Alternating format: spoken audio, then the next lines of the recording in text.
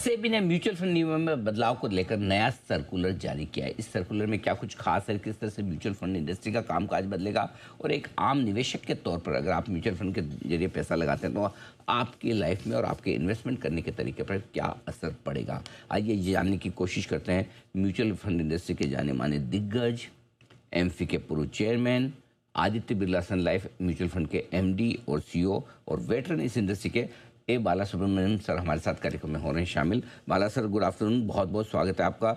धन्यवाद हमें समय देने के लिए। बहुत सारे बदलाव किए हैं आज सर्कुलर जो आया है सेबी की तरफ से म्यूचुअल फंड के तरीकों में। सबसे पहले जो अलग अलग कैटेगरी में बांटने का काम किया है म्यूचुअल फंड को, जिसके लिए एक क्लियर कट डेफिनेशन दी है, बताएं सर इसका क्या मतलब है। थैंक यू अनिल जी, आपको बहुत बहुत धन्यवाद to have me for the show. ये जो सर्कुलर जो आया ये पहले ही आ चुका था, एक 3 साल का, ऑलमोस्ट 5-6 साल हो गया था। When I was MP chairman तभी एक बार म्यूचुअल फंड का रिवार्म किया था प्रोडक्ट में, categorization of mutual fund scheme जो किया था। उसके बाद they are actually gone further detail into existing में किधर किधर ओवरलैप है, क्योंकि लोग को तो एक बार रोड सेट करने के बाद मार्केट का सेट होने के बाद जो मार्केट का फीडबैक जो आ रहा था, वेरियस म्यूचुअल फंड, नया म्यूचुअल फंड प्लेयर जो आ रहे हैं, एग्जिस्टिंग म्यूचुअल फंड प्लेयर्स को एग्जिस्टिंग पुराना फंड्स भी है, नया फंड भी लॉन्च किया हुआ है। उसमें जो जो किधर किधर ओपिनियन जो आ रहा था उसको सब लेके ये एक ही तरह once and for all, I think SEBI मेरे हिसाब से ये नया सर्कुलर निकाला।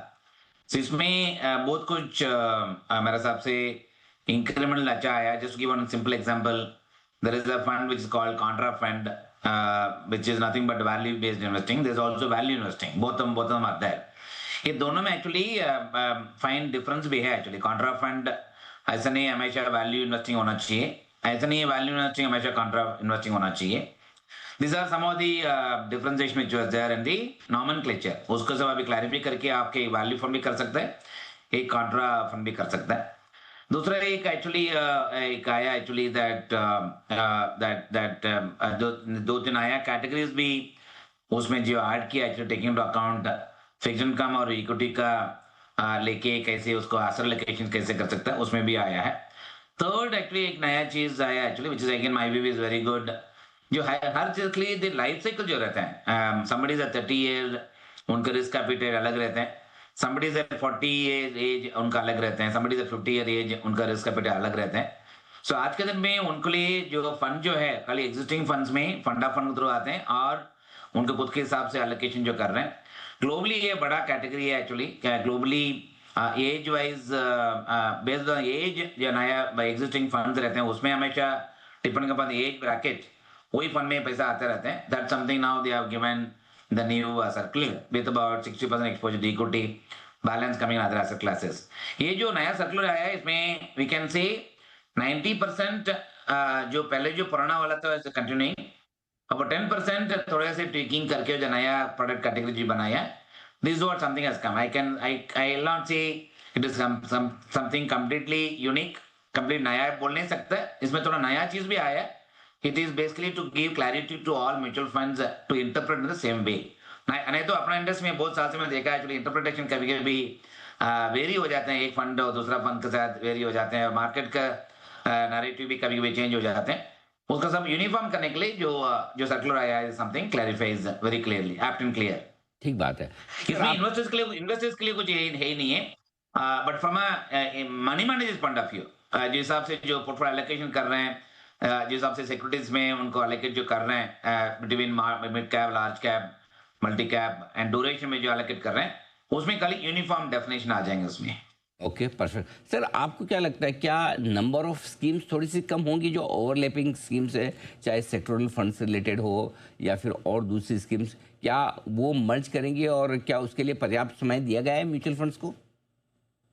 उनका तो of course they are given, for example ये जो एज बेस्ड फंड आने के बाद like children equity fund, retirement fund, वो अलग से जो कैटेगरी चल रहा था उनको they could have given what we call grandfathering दिया नहीं है, but instead of that sorry grandfathering दिया actually, but they have said you have to stop taking inflows in those schemes. उसके लिए थोड़ा टाइम दिया हुआ एक्चुअली, जो सर्कुलर के हिसाब से जो इम्प्लीमेंट करना है 6 महीने का टाइम भी दिया है एक्चुअली, किधर किधर ओवरलैपिंग है। उसका जो ये नया सर्कुलर के हिसाब से देख के वो फंड का रीपोजिशन करने के लिए 6 महीने का टाइम भी दिया है एक्चुअली, पोर्टफोलियो एडजस्ट करना है उसके लिए भी टाइम दिया है। मेरे हिसाब से इन्वेस्टर्स के लिए ज्यादा कुछ इम्पैक्ट नहीं होगा। Even fund houses, most of the fund houses के मेरे हिसाब से ज्यादा इम्पैक्ट नहीं होएगा, except few funds will have to be merged here and there. But उसके वजह से मेरे हिसाब से ज्यादा तकलीफ नहीं होएगा from both fund house point of view और इन्वेस्टर्स पॉइंट ऑफ व्यू। ठीक बात है, तो ये एक बड़ा बदलाव होगा। डेट फंड्स में किस तरह के बदलाव किए गए हैं सर? डेट फंड में ड्यूरेशन बेस्ड फंड जो है उसमें तो पहले से है ही एक्चुअली।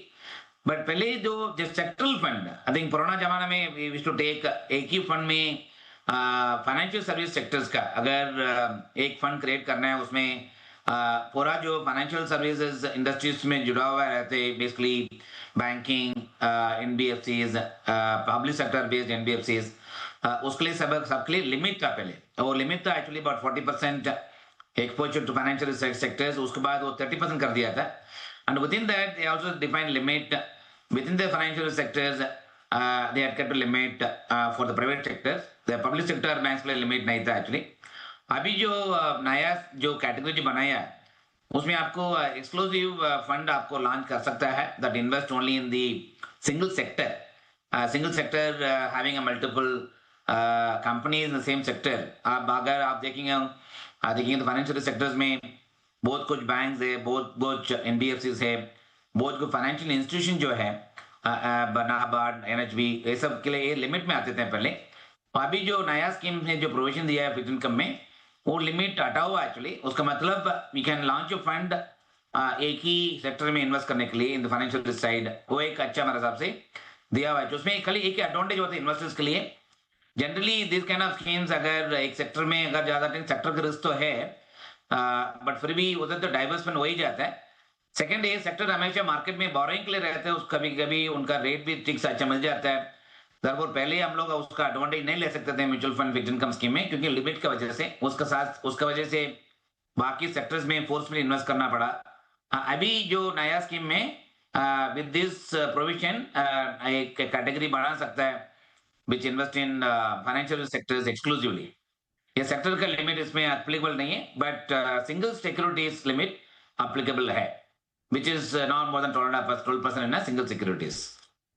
बादल सर, बहुत बहुत धन्यवाद आपका, आपने समय दिया और विस्तार से पूरा बताया कि किस तरह से बदलाव हुए हैं और म्यूचुअल फंड स्कीम्स पे, म्यूचुअल फंड हाउसेस पे किस तरह का असर पड़ेगा। अच्छी बात है कि इन्वेस्टर्स के इन्वेस्टमेंट के तौर तरीकों पर इसका कोई खास फर्क असर पड़ने वाला नहीं। हाँ, एक बात ज़रूर कि काफ़ी चीज़ों में उन्हें क्लैरिटी मिलेगी कौन सा फंड किस तरह का एक्शन करता है। आइए बढ़ते आगे और